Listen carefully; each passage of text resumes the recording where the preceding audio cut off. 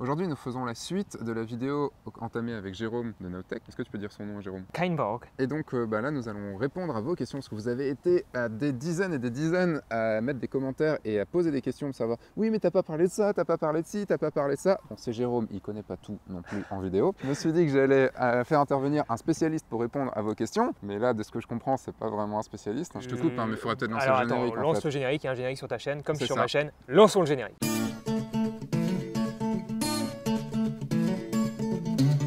Bonjour, je suis Sébastien Roignan et vous êtes bien dans un nouvel épisode de F1.4. Et aujourd'hui, je suis avec Olivier.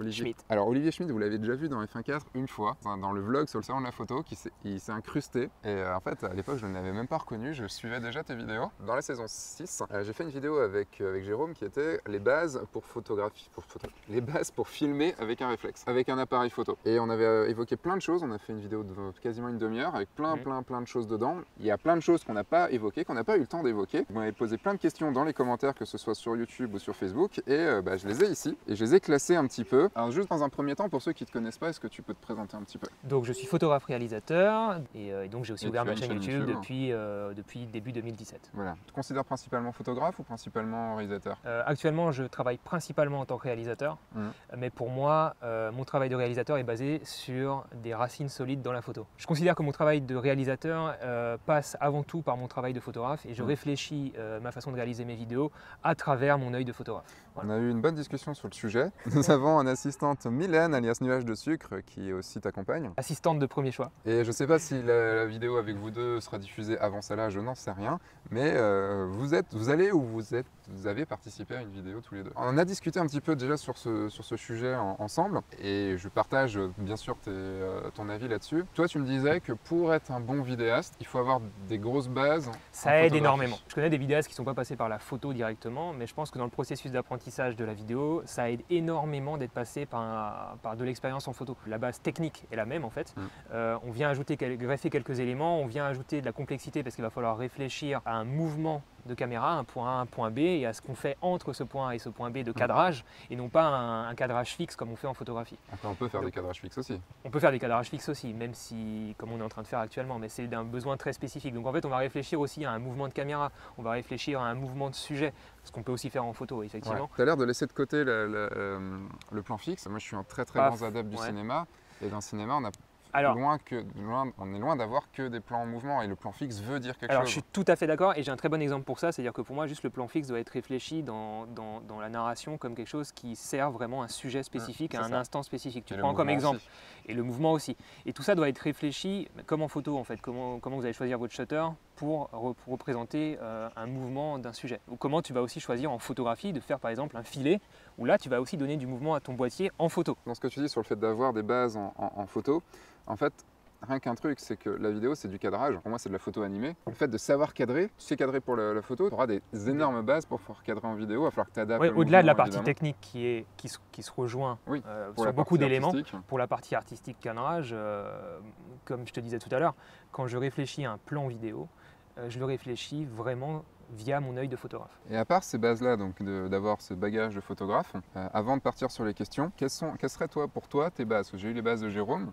Et si tu devais résumer, juste faire des points, pas forcément les expliquer beaucoup, mais juste faire des points sur tes bases à toi pour pouvoir bien filmer quand tu es photographe. La capacité de prévisualiser un rendu final, prévisualiser un montage. Et c'est cette capacité à anticiper en fait ce que tu vas filmer avant même d'avoir lancé l'enregistrement qui, je pense aujourd'hui, me permet de parfois me démarquer et apporter quelque chose de cohérent, apporter quelque chose de constructif. Et c'est de te forcer aussi, de vous forcer à justement créer le moins de déchets possible. Donc forcément quand on débute, on va beaucoup filmer, on va avoir 90% de déchets, 10% de clips vidéo qu'on va garder, et c'est le gros problème du dérush. Et le but pour moi, et je suis en train d'y arriver, c'est d'avoir 90% de vidéos que je garde et 10% de déchets. Et pour ça, c'est que dans ta tête ou tu écris comme tes projets?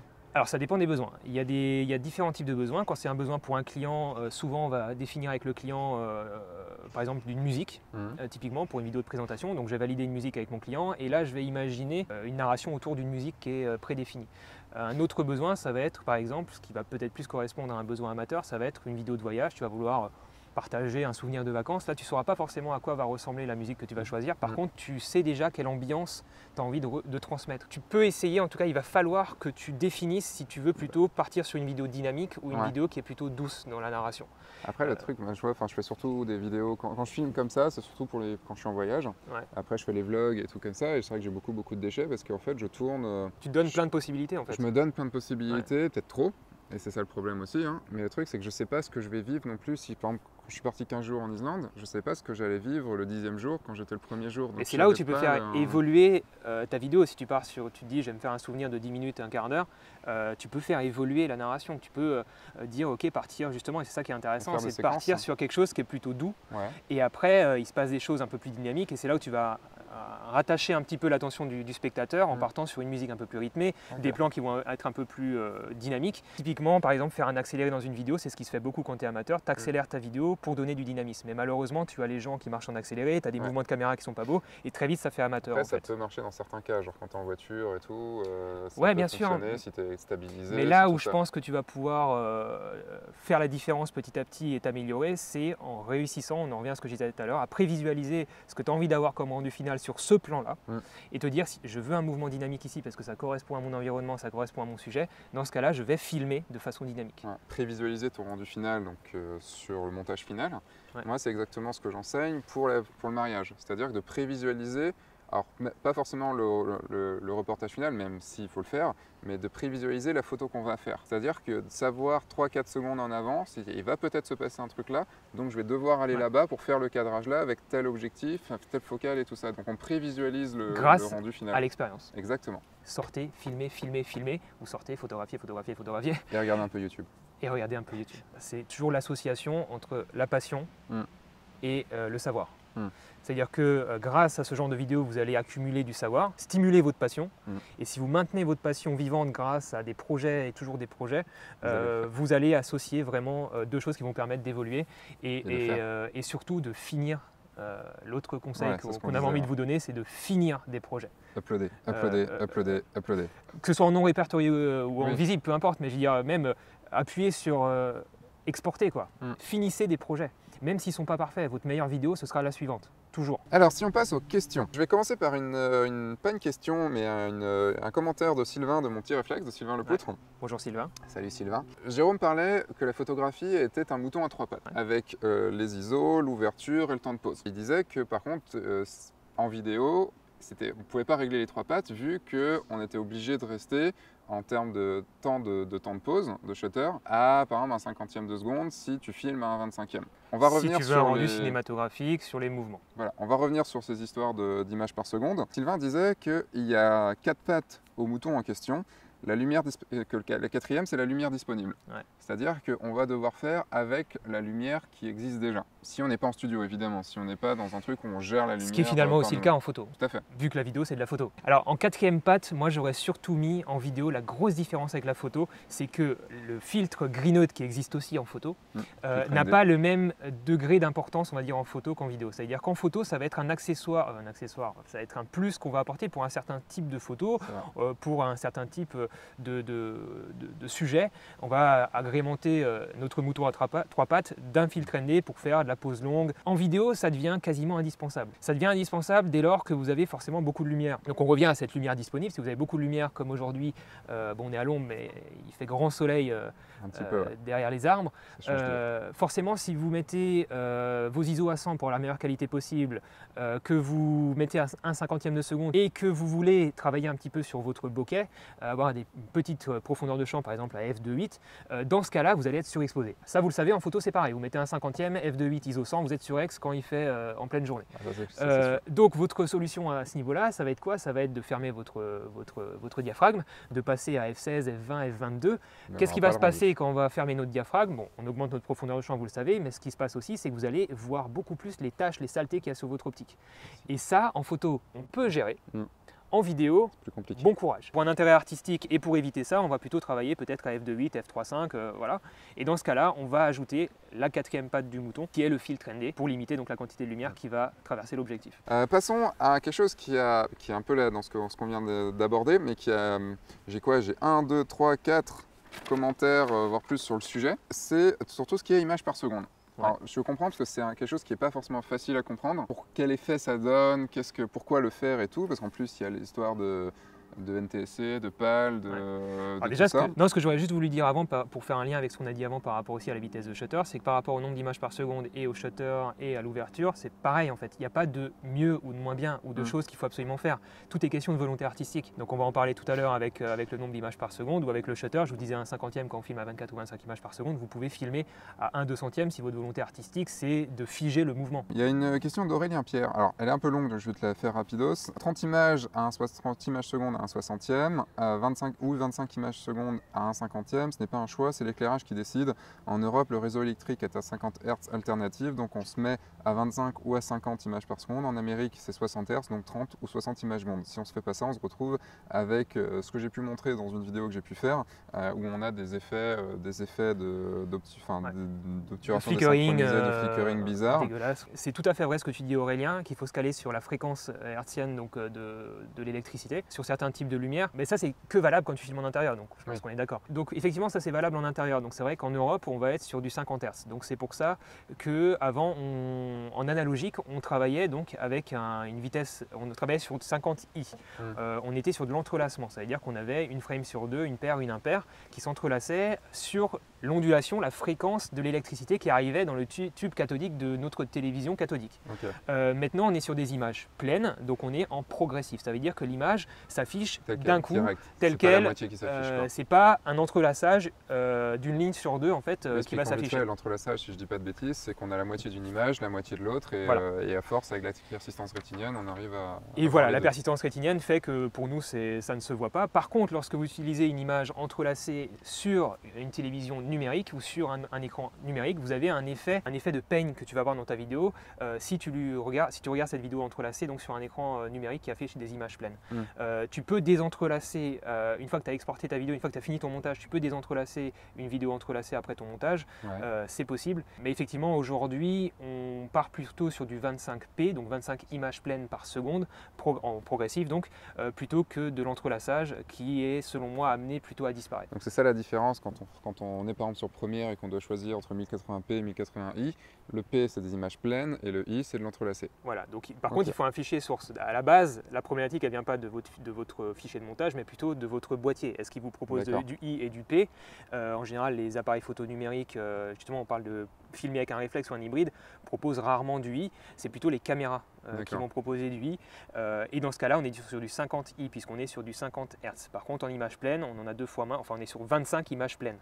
Les 50 I, vu que c'est entrelacé, tu divises par deux, tu as une trame paire, une trame impaire. Donc au final, il t'en faut deux fois plus. En Europe, on est à 50 Hz, donc il faut être à un 25e ou un 50e. Enfin, pardon, à 50. À un 50e. Voilà. Un 50e de seconde. Est-ce que si tu es à un 60e, tu auras cet effet de flickering? Tu vas commencer à l'avoir. D'accord. Est-ce que si tu es à un centième, qui est 50 x 2, est-ce que tu n'as pas cet effet de flickering? Non, tu vas l'avoir. Tu vas l'avoir? C'est pas parce que tu es un multiple de 50 non, tu vas l'avoir et ça va être problématique. Mais de toute façon, si tu fais le test en photo, c'est pareil. Tu as tes effets, tu vas aussi avoir comme ça des bandes sombres, des bandes claires si tu n'es pas calé sur le 1/50e. Bastien qui nous dit un point sur lequel je ne suis pas tout à fait d'accord, c'est la fréquence temps d'exposition. Le flou de bouger, c'est bien, mais je trouve qu'une fréquence plus élevée, genre 50 frames, enfin 50 images par seconde au lieu de 25, donne des mouvements plus agréables à regarder, plus naturels. Ça dépend des personnes et tu as des gens qui vont te dire oui, moi je préfère du 50, du 60, je préfère des images qui ont l'air plus fluides. Il faut savoir que ces images qui ont l'air plus fluides sont surtout des gens, les gens qui trouvent ces images plus fluides sont des gens qui sont souvent habitués aux jeux vidéo. Où là tu as une fréquence plus élevée, tu vois. 60 images secondes, voilà, donc pour apporter cette fluidité, puisque tu n'as pas le flou de mouvement en général dans ces jeux vidéo, qui quand tu fais du tournage réel t'apporte donc cette illusion de mouvement grâce au flou de mouvement. Oui, parce que si on prend par exemple une frame d'un jeu vidéo, l'image est totalement nette. Si on n'a pas activé évidemment le motion blur dans les options, en photo, si on prend une photo à 1/50e de seconde, si la personne bouge, il y a un flou de bouger. D'où le 1/50e du coup. Voilà. Est-ce que c'est un peu la même chose qu'il y avait eu avec le Hobbit qui, en fait, qui avait diffusé non pas à 25 images secondes, mais à. C'est un des seuls, c'est pas le seul effectivement, qui a été filmé, je crois, en 50 ou 60. Dans le Hobbit, en fait, c'était 48 frames par seconde. C'est 48, presque 50 du coup. Donc c'est le double et ça donnait un effet. Enfin, moi je l'ai pas vu en 48, mais apparemment ça donnait un effet un peu bizarre. En fait, si tu veux, Bastien, le 24 images par seconde, c'est la norme du cinéma qui est utilisée depuis des années, depuis depuis l'analogique. Et c'est une norme. Donc en fait, si tu veux, on est habitué à ça quand on va au cinéma. On est habitué à cette fluidité. Et c'est pour ça qu'on continue à recommander ce genre de framerate quand tu travailles pour tes projets à toi, du 24 ou du 25 si maintenant tu veux te caler sur les normes européennes. Tu peux en fait filmer avec des framerates plus élevés et exporter avec des framerates plus élevés. Ça va apporter plus de fluidité, mais ça ne plaira pas forcément à tout le monde non plus.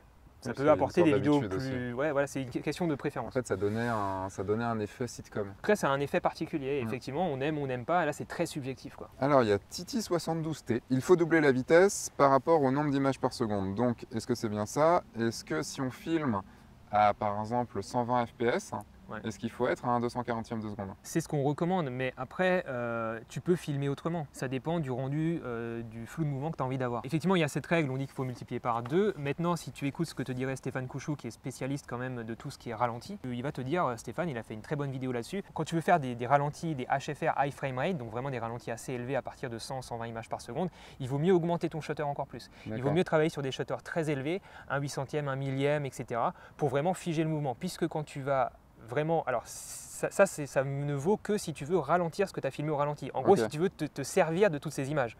Si tu veux diffuser 100 images par seconde, filmer en 100 images par seconde, et tu les diffuser à 100 images par seconde, tu vas avoir des mouvements à vitesse réelle. Donc là, il n'y a pas d'intérêt. Par contre, si tu vas les ralentir, donc tu appliques une réduction de 25% de la vitesse. Donc en gros, tu diffuses 25 images par seconde basées sur 100 filmés. Donc en gros, tu ralentis par 4 le mouvement. Dans ce cas-là, le mouvement, tu dois pouvoir le contempler. Ton spectateur doit pouvoir le contempler. Et donc, sans flou de mouvement. Donc là, tu vas vouloir figer chaque instant. Et quand tu fais du HFR, donc du high frame rate, là tu vas augmenter ton shutter pour bien figer le mouvement, puisque vraiment il y a une question de, moi j'appelle ça de la contemplation du mouvement dans le ralenti. Et dans ce cas-là, effectivement, tu ne vas pas forcément respecter cette règle, tu vas plutôt augmenter ton shutter. Adrienne Calmont qui demande quel filtre ND conseilles-tu? Alors si on parle de marques, tu as les grosses marques comme Oya qui sont toujours des bonnes références. Moi j'utilise la marque d'or aussi. Au-delà de donner des marques, ce qui est plus intéressant, c'est de bien comprendre que comme en photo, le choix du filtre ND, c'est quelque chose d'important. Comme tout type de filtre, il ne faut pas acheter de la basse qualité. Clairement, ça va dégrader votre image, ça va casser votre piqué, votre netteté, ça va détériorer vos couleurs, ça va vous ajouter peut-être du vignettage, ça va vous changer votre balance des blancs. Si vous choisissez mal votre filtre ND parce que vous n'avez pas forcément envie de mettre beaucoup de budget dedans, ce n'est pas une bonne idée. Autant attendre, économiser 50 € de plus, acheter un filtre ND à 100 balles s'il faut, mais au moins miser sur de la qualité. Et donc là, la qualité, c'est simple. C'est de la marque. Par contre, pour répondre encore à cette question, ce qui est très important, c'est qu'en photo, on utilise souvent des filtres ND fixes, à valeur fixe, à stop fixe. En vidéo, on va plutôt recommander, pour une facilité d'utilisation, des filtres ND variables. Donc tu peux changer en tournant, tu peux assombrir plus ou moins ton filtre, parce que sur le terrain, en fait, il faut bien comprendre que du coup en vidéo, tu vas paramétrer ton shutter par rapport à ton framerate, on en a parlé, tu vas paramétrer ton ouverture par rapport à la profondeur de champ que tu veux, tes ISO au plus bas comme en photo, et en fait, tu vas laisser ces 3 paramètres comme ils sont. En fait, ton triangle d'expo, il ne touche plus, et c'est la 4e patte du mouton que tu vas adapter plan après plan, avec ton ouverture bien sûr parfois ou tes ISO, mais principalement, grosso modo, si tu ne changes pas trop d'environnement, tu as plutôt besoin juste de toucher à ton filtre, ce qui est très pratique. Todaxav. Je pense pour ma part que les caméras Palm End sont compactes et bien adaptées au reportage, alors que les DSLR sont plus adaptés au plan fixe ou sur machinerie où l'apport esthétique est un élément narratif. Ça rejoint aussi un commentaire un petit peu agressif que j'ai eu en disant que non, c'est un réflexe, il ne faut pas filmer avec un réflexe, il faut bien choisir son matos et puis merde. Je pense que effectivement quand on achète un hybride aujourd'hui, donc un appareil photo ou un réflexe, donc on achète un appareil photo à la base, qui filme. Mais il ne faut pas oublier qu'à la base, ça reste quand même des appareils photo pensés pour la photo. Typiquement, les hybrides jusque-là ou les réflexes jusque-là, en termes d'ergonomie pour la vidéo, n'étaient pas forcément les plus adaptés, Et en termes aussi, par exemple, si on parle des hybrides, ça surchauffait trop vite, on est limité à 30 minutes d'enregistrement sur pas mal de boîtiers à cause de ces questions de taxes. Donc on a des contraintes et j'ai des gens sur ma chaîne qui me disent « Ouais, j'ai acheté cet appareil photo, cet hybride, ben merde, il surchauffe quoi, c'est de la merde, j'arrive pas à filmer. » Je dis « Mais qu'est-ce que tu fais comme vidéo ?» Bah écoute, j'ai un concert à filmer, ça dure 2 heures, je l'ai mis sur mon trépied et je filme. Je dis « Écoute, t'as pas bien choisi ton matériel pour ton besoin. Si tu veux faire de la vidéo comme ça, achète-toi une caméra. » Là où le réflexe et l'hybride vont apporter un plus, c'est que tu n'as qu'un boîtier qui va être très bon en photo et en vidéo.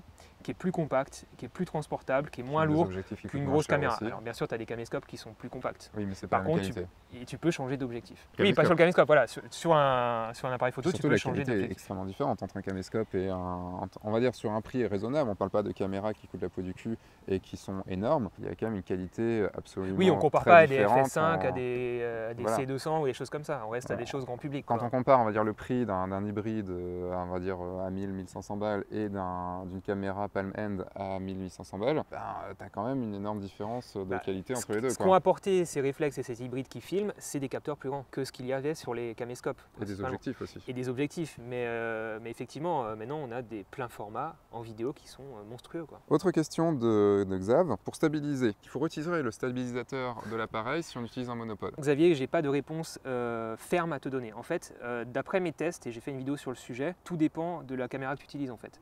Il y a des caméras qui supportent très bien d'être stabilisées sur un trépied. Typiquement, les boîtiers Sony, j'ai jamais eu de problème avec. Ils n'ont jamais bougé le capteur alors que j'étais sur un trépied. Là, par exemple, tu es stabilisé sur celui-là ou pas? Normalement, l'avenir nous le dira. Et au contraire, tu peux avoir des problèmes avec d'autres boîtiers qui vont commencer à s'exciter s'ils sont stabilisés, si tu n'as pas déverrouillé la stabilisation. Typiquement, c'est ce qui se passe si on prend quelque chose de très basique avec un iPhone sur un Osmo Mobile. On sait qu'il vaut mieux désactiver la stabilisation du capteur. Sinon, ça stabilise et il peut plus. Mais là aussi, pour avoir tourné pour une grosse marque de smartphone, j'ai eu des problèmes au tournage qui s'est fait à l'iPhone 10 du coup, j'ai eu des problèmes et une fois sur deux en fait ça bougeait ou ça bougeait pas et j'ai pas pu tirer de conclusion définitive là-dessus sur le sujet. Sur les boîtiers, pour moi la tendance est à ce que les boîtiers maintenant supportent très bien d'être sur un trépied et sur un gimbal. Principalement, je recommande de laisser la stabilisation du capteur sur un gimbal puisque ça va éliminer les micro-vibrations. Est-ce qu'il faut tout mettre en manuel quand tu filmes? Comme le disait Jérôme déjà dans la première partie, grosso modo ce qu'on va chercher à faire, oui, c'est de maîtriser l'intégralité de ce qui se passe quand on filme. On va éviter les ISO automatiques comme on pourrait faire par exemple en vidéo, on va éviter la balance des blancs automatique, on va essayer de maîtriser tout ce qui se passe parce que vu qu'on n'est pas dans des fichiers bruts RAW, s'il y a un souci, on va avoir plus de mal à le gérer qu'en photo. Et notamment lorsque vous filmez une séquence, s'il y a une part d'automatisme dans votre boîtier, dans une seule et même séquence, vous pouvez avoir une différence de balance des blancs, une adaptation de la balance des blancs ou de l'exposition qui ne sera pas du tout esthétique. Ce qu'on va laisser donc en automatique parfois, c'est effectivement l'autofocus, où maintenant on a des autofocus qui sont très bons. Panasonic faut encore bosser un petit peu, mais notamment chez Sony et Canon, on a des autofocus continus qui sont excellents. Détection des visages, suivi des visages automatiques, détection de forme. Même pendant la vidéo? Même pendant la vidéo. Par contre, il va falloir faire gaffe aux effets de pompage. Si on a un problème de lumière, on peut avoir le boîtier qui va commencer à pomper, à chercher son focus. Et ça va être une séquence vidéo que personnellement je n'utiliserai pas. Tout dépend de votre matériel, il faut tester avec votre matériel et connaître son matériel. Un tournage qui fait pro est un cadrage de départ de la séquence dont le panoramique va jusqu'au cadre composition de destination. Mais surtout, on ne revient pas au cadrage d'origine. Est-ce que c'est ça ou il est faux? Mais il y a des exceptions. Tu vois, comme dit, tu peux pas dire il faut jamais faire ça. Oui, parce que dans les films, il y a ça et il y a des trucs qui marchent très typiquement, très bien, là, j'ai tourné un court-métrage où je m'avance vers un sujet, je recule et je réavance parce que mon sujet avance-recule, il y a un dynamisme à apporter, on a envie d'être immergé avec le mouvement du spectateur, de l'acteur. Donc dans ce cas-là, on va faire des allers-retours parce que ça sert le sujet. Mais grosso modo, effectivement, on va plutôt réfléchir à des mouvements assez doux avec un début, une fin. Réfléchi et on va pas après faire c'est ce que je vois beaucoup dans les vidéos amateurs qu'on m'envoie, c'est que la fin elle est un peu branlante et ça bouge et voilà. Donc effectivement, grosso modo, on va éviter. Et surtout, comme tu dis, garder le même rythme quand vous bougez, garder le même rythme et pas faire accélérer, refréner, accélérer. Alors je nuancerai un peu parce que selon ce que tu veux faire, c'est que moi ce que j'aime bien faire c'est sortir rapidement d'un endroit et ensuite faire un peu un mouvement. Ouais, mais c'est réfléchi. C'est réfléchi, voilà. Le mouvement est réfléchi. C'est-à-dire que ton mouvement, il est... Il veut donner du dynamisme au début pour ensuite... C'est pas juste, tiens, je maîtrise mal mes mouvements, donc je réaccélère un petit peu. Ah merde, j'ai été trop vite, donc je freine. Il faut s'imaginer sur une grue ou un slider en fait. Et vraiment imaginer, moi j'aime bien dire quand on débute, faire des mouvements en diagonale, en bas à gauche, en haut à droite. Et tester des mouvements comme ça marche super bien. Question de Jean-Marc Adler. Tu n'as pas parlé dans la vidéo ni du son micro, ni s'il faut un objectif spécial pour la vidéo. Donc ça parle un tout petit peu objectif. Est-ce que juste il faut un objectif spécial pour les vidéos? Non, pas spécialement. Oui, après, si tu parles de cinéma, on a des objectifs cinéma, mais là c'est un autre besoin. C'est des objectifs qui ont des caractéristiques spécifiques. Mais grosso modo pour filmer, non, c'est les mêmes que pour la photo. Et Vincent qui disait aussi, vous n'avez pas parlé du son alors que c'est primordial en vidéo. Bon, si on a un peu parlé de son, et il dit très léger le passage sur le son. C'est quoi les choses très importantes dans le son? Déjà, c'est qu'il faut comprendre, comme le dirait aussi Jérôme, c'est qu'on fait de l'audio visuel, 50% audio, 50% visuel, et il vaut mieux avoir une vidéo qui a un bon son qu'une vidéo qui a un mauvais son et une bonne image. Donc par rapport au son, ce que je vous encourage à faire, c'est si vous faites par exemple la vidéo de voyage, on va cibler là-dessus. N'oubliez jamais que juste intégrer une musique, c'est pas un travail sur le son. Intégrer une musique, c'est quelque chose de très basique. Maintenant, il va falloir peut-être mixer cette musique, laisser la voix, enlever la voix. Et pour ça, je peux vous conseiller par exemple Epidemic Sound où vous pouvez télécharger, ou il y en a d'autres, où vous téléchargez chaque piste de votre musique et vous pouvez un peu déjà apporter un plus par rapport à ça. Ensuite, ce qui est très important, c'est les effets sonores. Et pour ça, il n'y a pas besoin de chercher très loin, il n'y a pas besoin forcément d'un enregistreur externe. Vous pouvez prendre votre smartphone et juste enregistrer une personne qui marche et intégrer ce son de bruit de pas sur votre vidéo de façon très légère. Si vous avez une porte qui s'ouvre, intégrer un mouvement, un bruit de porte, une portière de voiture, etc. Il y a des bruitages qu'on peut trouver, mais je trouve que c'est beaucoup plus épanouissant d'essayer de se les faire soi-même et d'y penser sur le terrain. Regardez les making-of de films, c'est hallucinant parce qu'ils ne gardent que la voix dans les rushs vidéo et ils refont tous les bruitages, les bruits de pas, une porte qui s'ouvre. Ils refont même les voix des fois. Oui, ça peut arriver. Ça peut arriver, mais techniquement, ils essayent de garder au mieux les voix, d'enregistrer au mieux les voix. Et après, tout le reste, des choses qu'on n'entend pas vraiment dans la vraie vie, enfin, quand on marche, quand tout ça et tout. Bah, t'as une noix de coco pour faire un bruit de cheval, enfin, c'est ça quoi. On ne peut pas s'étaler 3 siècles non plus dessus, à part juste vous rappeler que c'est très important et que là où vous allez commencer à pouvoir progresser et améliorer vos vidéos, c'est à partir du moment où vous allez faire attention au son et au bruitage. Et essayez d'en intégrer, franchement, c'est un régal et vous allez tout de suite voir la différence. Tout de suite. Et par exemple, aujourd'hui, on a du vent. Vous voyez derrière, ça bouge quand même pas mal. Donc là, on a des micro-cravates. Et sur ce micro-cravate, ou même si vous utilisez juste un micro pour enregistrer ce qui se passe autour de vous, donc on a ce qu'on appelle un chat mort, un dead cat, ou un dead kitten là, parce que c'est une petite bonnette anti-vent qui permet de ne pas avoir le bruit du vent. Il n'y a rien de pire que le bruit du vent. Vent dans le dos. Donc normalement, c'est le mieux qu'on peut faire actuellement. Voilà, en espérant que, vous voyez, les feuilles bougent, en espérant que ça soit bien. Est-ce que tu peux peut-être juste dire au niveau micro, vite fait, conseiller un micro Alors, ça dépend du besoin, mais aujourd'hui, on peut trouver des micros pour pas trop cher, qui sont de bonne qualité. Jérôme a même fait aussi un tuto sur comment faire un micro avec des écouteurs d'iPhone. Vous pouvez trouver des micros à des prix raisonnables et comme je disais, pour débuter, un micro de smartphone ça suffit. Les micros cravates, vous avez des micros semi-canon, typiquement le Videomic Pro si on parle du plus connu qui se met directement sur votre boîtier. La marque Zoom, j'ai le H1 qui coûte 100 balles, moins de 100 balles je crois. Et avec un micro-cravate Rode dessus. Et voilà, pour 150 balles, j'ai un micro-cravate qui est bien, qui est très transportable. Tout ce qu'il faut savoir, c'est qu'un micro-cravate comme ça, c'est un micro omnidirectionnel. Donc il va enregistrer tout ce qui se passe autour et il est sensible au bruit de main. Selon votre besoin, mais là il y a des tutos qui sont très bien faits sur le son sur YouTube. T'en as aussi sur ta chaîne?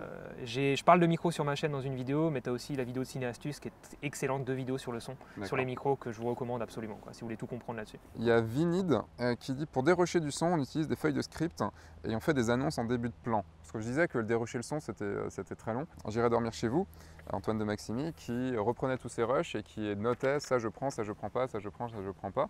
Et donc Vinid qui donne l'astuce de dire en début de plan exactement ce qu'il y a. C'est quelque chose que je fais quand j'enregistre des sons avec mon Zoom aussi. J'annonce directement dans les premières secondes ce que je suis en train de faire. Pour dérocher, c'est juste super pratique. Ouais, parce que le truc c'est que la vidéo tu le vois tout de suite sans lancer, alors que c'est de l'image, alors que le son tu es obligé d'écouter. Après, quand tu filmes un court-métrage ou dans le cinéma, tu as ton clap avec dessus, donc tu as écrit la séquence et tout, et la personne qui fait le clap annonce à l'oral scène 4, plan 8, première, et fait son clap derrière. Donc tu as dans le fichier audio directement aussi, c'est pour ça qu'elle le dit oralement, c'est pas pour l'aspect vidéo, c'est pour l'aspect enregistrement du son. Il y a Benoît Cyrulic qui dit quand on prend le son indépendamment de l'image, par exemple avec un micro-cravate branché sur un smartphone ou sur le Zoom comme je fais là, y a-t-il des techniques pour resynchroniser facilement et proprement au montage? Alors oui, moi j'utilise un programme qui coûte quand même 300 balles qui s'appelle Pluralize, où on fout tout dedans. L'idée c'est que par exemple sur le réflexe, il y a sur chaque caméra, il faut une bande son. Et en fait, il va prendre tout, il va analyser des sons de toutes les pistes et il va synchroniser, quitte aussi à des fois recréer une piste audio pour être sûr que ce soit bien synchronisé, parce que des fois il y a des problèmes de synchro. C'est un plugin pour Premiere, c'est ça? C'est un logiciel à part et un plugin pour Premiere aussi, et qui marche extrêmement bien et qui m'a été tellement utile sur plein de formations où il y a plein de petits rushs partout. Le problème c'est que dès que tu commences à multiplier les rushs, c'est un enfer. C'est ça, mais par contre c'est quand même 300 balles à lâcher. Sinon, Final Cut le fait d'origine, il me semble, à valider. Totalement d'origine surtout. Parce que Premiere fait de la synchro, mais juste sur 2 pistes. Et sinon, il y a le clap, tout simplement. Alors sinon, tu as le clap, et puis même au-delà du clap, des fois quand j'oublie de faire des claps, par exemple quand je tourne mes tutoriels, j'arrive à synchroniser directement avec des marques, un système de marques dans Premiere. Je me mets sur un moment clé où je vois que je suis en train de tousser. Voilà, faut regarder les ondes et quand il y a un pic. Et après, tu arrives à synchroniser sur les pics. Et en fait, tu règles ta timeline non pas en FPS, donc non pas en image, très important, mais ça. en. Comment ils appellent ça?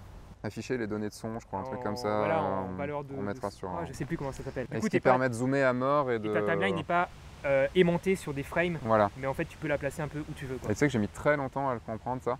Très longtemps, je crois que je connais ça depuis 3 ans. Juste une question de Manuel Martin qui dit vous les triez avec quoi vos rushs vidéo? Directement sous Première, j'ai envie de te dire. Alors déjà sur le terrain, je te déconseille de supprimer des rushs, comme supprimer des vidéos. Pas de photos. Vaut mieux éviter, sauf si vraiment tu es en galère de carte SD, mais ça c'est que tu as mal prévu ton tournage. Je dérush sur Première, c'est-à-dire que je décharge ma carte sur mon PC, j'importe dans Première et je gère tout ça sur Première. Et je t'expliquais que dans ma façon de travailler, effectivement, en général, je filme un plan, quand je peux me le permettre et qu'il n'y a pas des choses spontanées, autant de fois qu'il faut jusqu'à ce que le dernier tournage, en fait, la dernière prise de vue, soit la bonne, celle qui me satisfait. Sinon, je suis pas content. Donc finalement, dans ma façon de travailler, quand je dérush, en général, le dernier plan tourné d'un plan, c'est la bonne version. J'ai retrouvé d'ailleurs le commentaire un petit peu agressif, pas tant que ça, mais un petit peu. Commentaire de Patrice qui dit filmer avec son réflexe, comment dire, c'est tout simplement de la merde. Acheter un Sony A6500 d'occasion pour filmer et puis c'est tout. Des fois, il faut savoir être pragmatique et ne pas se tromper d'outil. Alors je ne connais pas le Sony A6500, j'irai voir. Il n'est pas si cher que ça. Hein. Enfin si, ouais, bon, ok, là je vais me faire flinguer par tes abonnés. Il vaut quand même plus de 1000 balles, 1003, 1004. C'est quoi, c'est une caméra? Non, c'est le petit hybride dont je te parlais de chez Sony. C'est pareil, filmer avec un réflexe et filmer avec un hybride, c'est la même chose au final. Ouais, c'est vrai que les réflexes sont quand même encore bien labellisés photo, quoi. Ouais, mais au final, ça reste quelque chose qui n'est pas fait que pour. C'est pas une caméra. Bah, le problème, Patrice, c'est que la 6500. Il a encore des problèmes de surchauffe et il a encore cette limitation aussi à 50 minutes. Il va avoir les mêmes problèmes que sur un réflexe. Le réflexe, lui, en général, sa batterie va durer plus longtemps et il va moins surchauffer. Donc, si tu veux, par contre, moi, je suis fan du capteur Sony de la 6500. J'ai la 6300, c'est le même capteur que la 6500. Je suis fan. Par contre, tu as l'avantage de la compacité ici. Tu as faire quelque chose de petit, léger et très bon, mais peu ergonomique. J'adore ce boîtier, hein, la 6500, mais il faut reconnaître qu'il n'est pas très ergonomique, qu'il surchauffe et qu'il a des défauts. Et que la durée de vie de la batterie, c'est pas ça, quoi.